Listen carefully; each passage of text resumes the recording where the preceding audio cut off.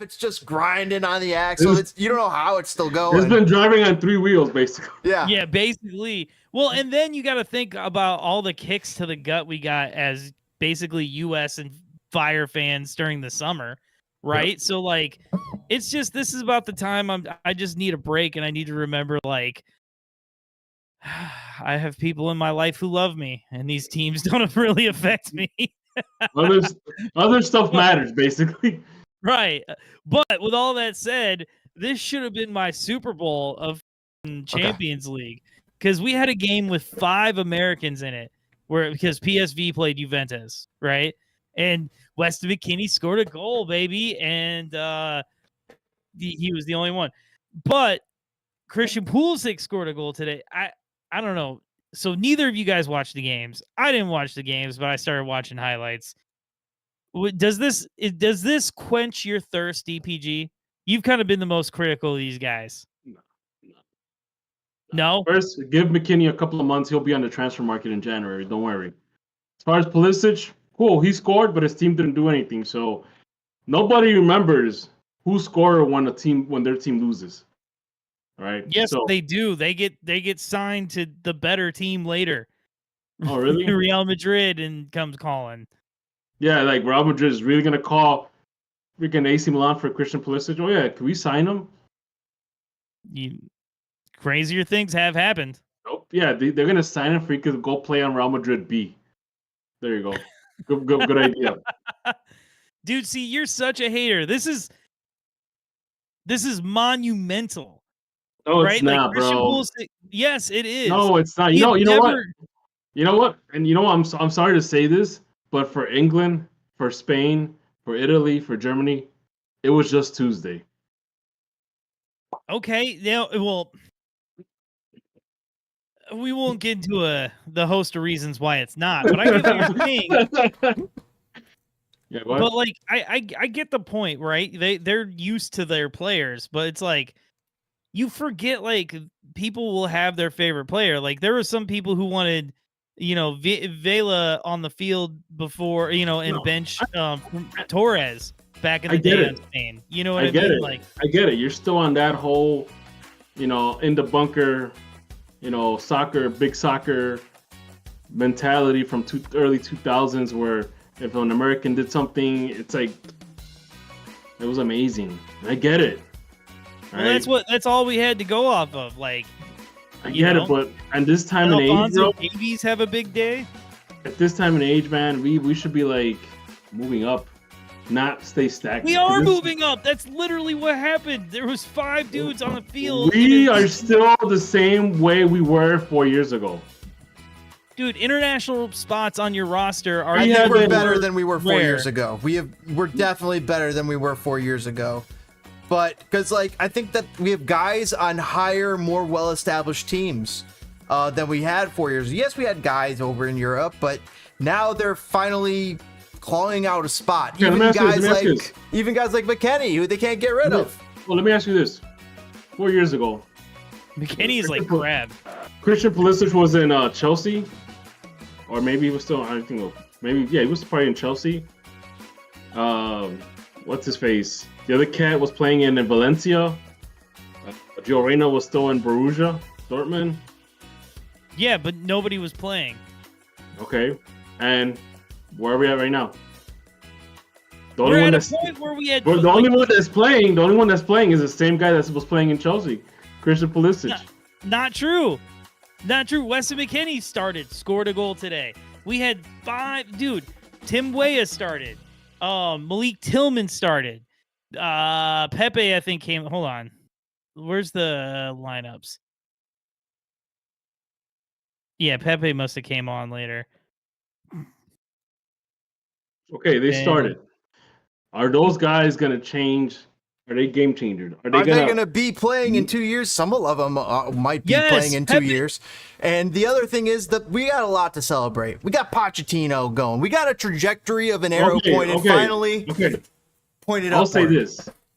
The fact that, we got Pochettino across the finish line. I agree with you with your premise, though. I agree with your premise that Well, no, I know. I say that we're better than we were 4 years ago. Because Not by much. well, didn't we not make a World Cup in 2018? We didn't make a wall. We didn't do much in and So- what was the one in 2022? But at least we made it. We made it. We tied with England. We beat Iran. We got our clock cleaned by Netherlands. Yeah, we made it all right. You know, and on top of that, we had that whole false sense of we're better because we kept beating up on Mexico in the Nations League, and then we got our clocks cleaned out in the Copa America by Panama. Isn't life about the journey, DPG? Why can't we enjoy these incremental gains until we get to the promised land? And speaking of Because enjoying incremental the games is like getting a participation award, a piece of, not even a trophy, the piece of paper that said, "Thank you for participating." Good DPG, job. where does Pochettino fit into this? Is he an incremental gain, or is he something bigger than that? And because So- you've yet to react to it, we both reacted to it. okay, The okay. actual official signing. What's your reaction, and how are So- you feeling about that? Like I told you before, I like Pochettino. I feel that he can make changes. I feel that he could put things in place so that the next generation of head coach, whoever comes in after him, could just pick up and improve on that. The problem with that is that if U.S. Soccer does U.S. Soccer stuff and doesn't let him cook, then we're not going to get anywhere. I don't know Right. what they could possibly do to be in his way now. He's coaching the team. He can't sign players, so he No, I can know just that. get whoever But he I'm wants. talking about political. You know how U.S. soccer has always been controversial. There's always been, oh yeah, you're not in the retired players club, so we're gonna make it hard for you.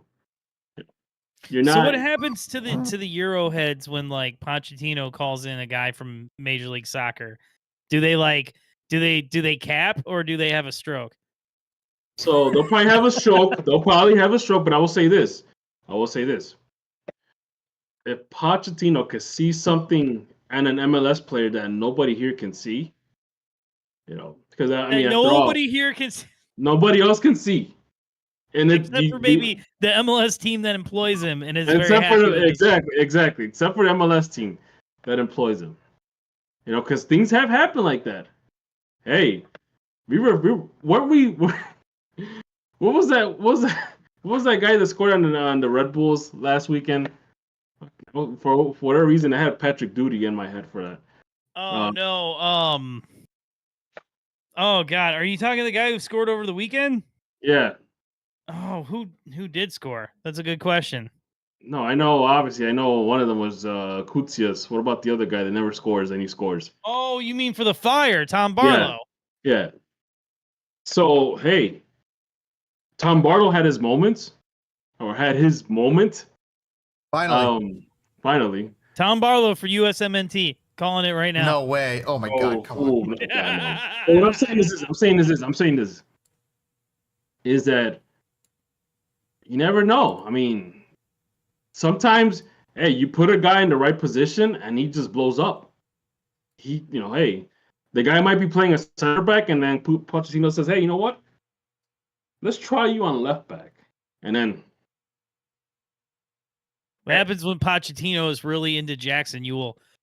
I don't know. But keep in mind, it's not the first time something like this has happened, because I think Bruce Arena was trying to force Donovan to play from striker role to like a center mid. I mean, Donovan, that was the thing about that was what made Donovan great, was he could play anywhere on the front line. That's what I'm saying. All I'm saying is let the man cook.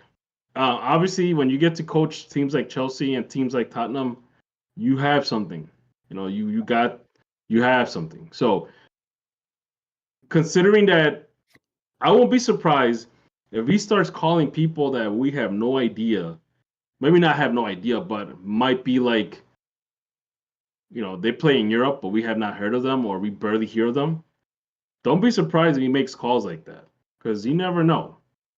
Some guys just need that one moment, and then they take off. So, well, I don't know. I mean, I don't know. I think we started this conversation with the fact that I'm excited to see these guys do better.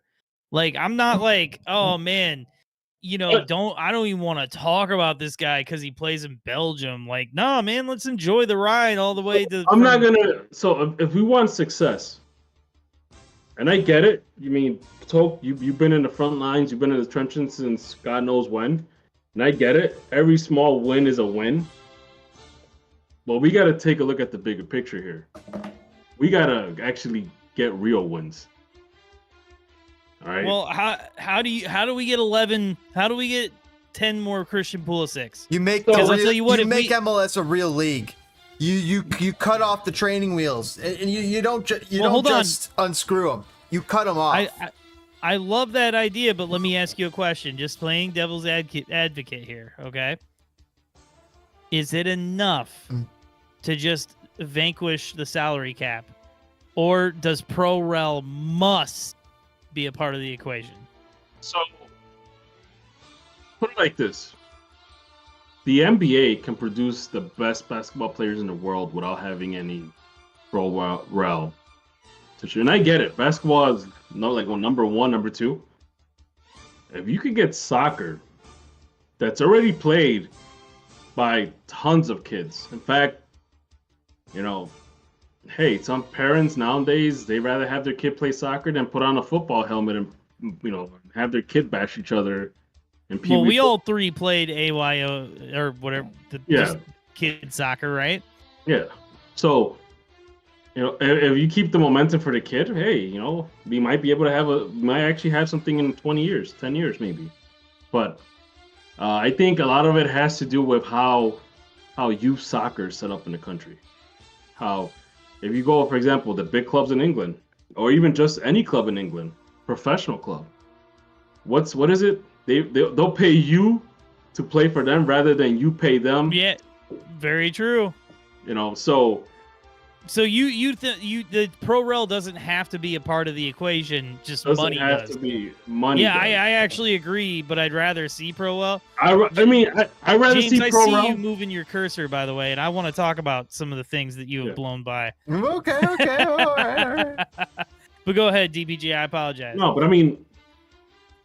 so I would like to see Pro Rel, but the fact that so much money is invested by individuals in this league for their team, when you're paying $500 million for what they call it, franchise fee, for a franchise fee, and you're not gonna be the guy that's gonna be like, I just paid $500 million, now my team's gonna go to second division. Why am I giving you $500 million for that? Some expansion teams struggle. And that's kind of the general consensus with expansion team. Not all of them, obviously, but why would anybody pay $500 million just to have their team get relegated to like second division? But that's the thing. Why is it that? Why are these other teams able to get promoted? They don't have to invent their teams over in England. #United, right? But keep in mind, they did create the team. Like they pay for the roster and they keep going higher and higher, and then they use that prize money to pay for the wages and all that. Keep in mind, a lot of these teams, especially the big 5 teams or whatever, the big 10 teams out in England, a lot of them have been sitting up in Premier League first division since forever, because they have some sort, they have grassroots from the very beginning where, they came from the ground up. Just like any other club team in England. We're looking at Wrexham right now. The team went from the National League now that's going through the divisions. So it's like a grassroots experience that becomes into a professional experience. And what we're seeing in the MLS right now is, I'll just give you a truckload of money. You give me a team, and I'll make sure that my team fits in these salary, parameters, and that's it. And then whatever. That's exactly what they did to San Diego. Landon Donovan had that team over there, and then they just were like, nope, screw it. MLS San Diego FC. Here we go. Go fuck yourself.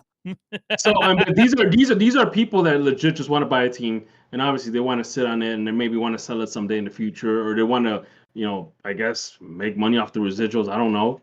This They is just want much to have different. something to do on Saturday. Yeah, They want to go and be in the box and watch their But team this is win. Yes. this is much different than a guy that that it's a freaking oil tycoon from Saudi Arabia that decides to buy a plaything called Chelsea or something like that, and they'll be like, hey, you need to sign that guy here, have $300 million, good luck.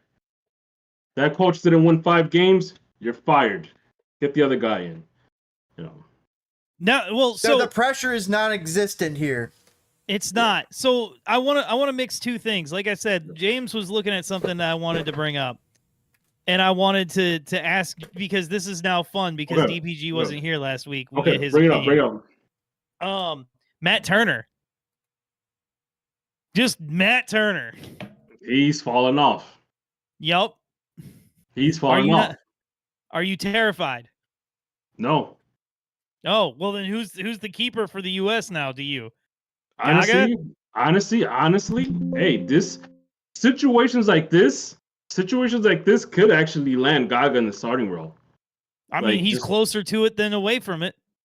Hey, if Horvath, if Turner ain't doing anything, hey, start rotating goalkeepers.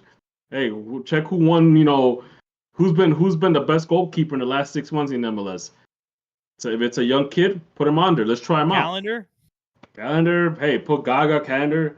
This is the opportunity that, hey, some of these young guys need. They get the exposure and they get the experience. Obviously, you're not going to throw him in a World Cup roster. You throw him in a couple of friendlies, maybe a couple of Nations League games, and hey, call it a day. Okay. He got absolutely horsed today over at Man United. 7-0. Dude, Peter Cech got it. This happened to Peter Cech. This happened to, Schmeichel. This happens to everybody, dude. It happens to everybody. Yeah, I mean, everybody, every goalkeeper is gonna go through one bad game, maybe even a rough patch. Even a bad season, man. Even a bad season, yeah. Well, look at Tim Howard. There was probably a time where Tim Howard was one of the greatest keepers in the planet, and he gave up more goals than Van der Sar because his team was worse. Yeah, but then when he went to Everton, and then I'm saying on Everton, his team was worse, so he gave up some more goals than other guys. Keep in mind, a big chunk of the, how much you get scored on is how good your defense is. So 100%. You can't stop all of them. Guys, we got to think about this. Barnsley got absolutely. I want to look into that match because if Gaga was the reason that they lost, that would be actually really, really bad for his international future because that's who he's going against. Manchester United type guys. It's about how you respond. Right. James, what if he gets a pair of shutouts?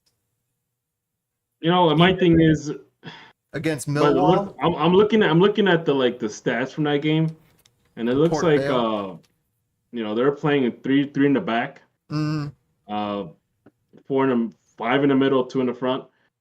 You're gonna play a 3-man backline against Manchester United that has something to prove. You're asking for trouble, man. I mean, especially when you're a team like Barnsley. I mean, one thing is if you're Man City and Pep Guardiola is the coach, he knows what he's doing. But if you want to joke around and what was it? You're gonna f around and find out. So well, I mean, and you know what? And this is part of Gaga growing. There'll be times where you're gonna get lit up because your defense is not clicking and they look confused and nobody can watch nobody. So let's put it this way: Matt Turner. The times we have seen Matt Turner has not put in the performances where we're beating down the door going, why isn't he playing? Why? No, he hasn't. So really, you know what? I'll take Gaga giving up 7 instead, to be perfectly honest. Gaga's only 21. So he still has going up to do. Is that his rating on FIFA? What is it? Yes, it is. 74. He's a silver. Woof. Woof. I'm gonna look at the highlights, but I guarantee you it's probably all freaking defensive errors. Yeah, I'm sure. I'm sure of it. All right. Well, is there? Oh, there was one more person I wanted to bring up. We're all a bunch of MLS sickos. That's why we do this stupid podcast, right? Yep. Yeah.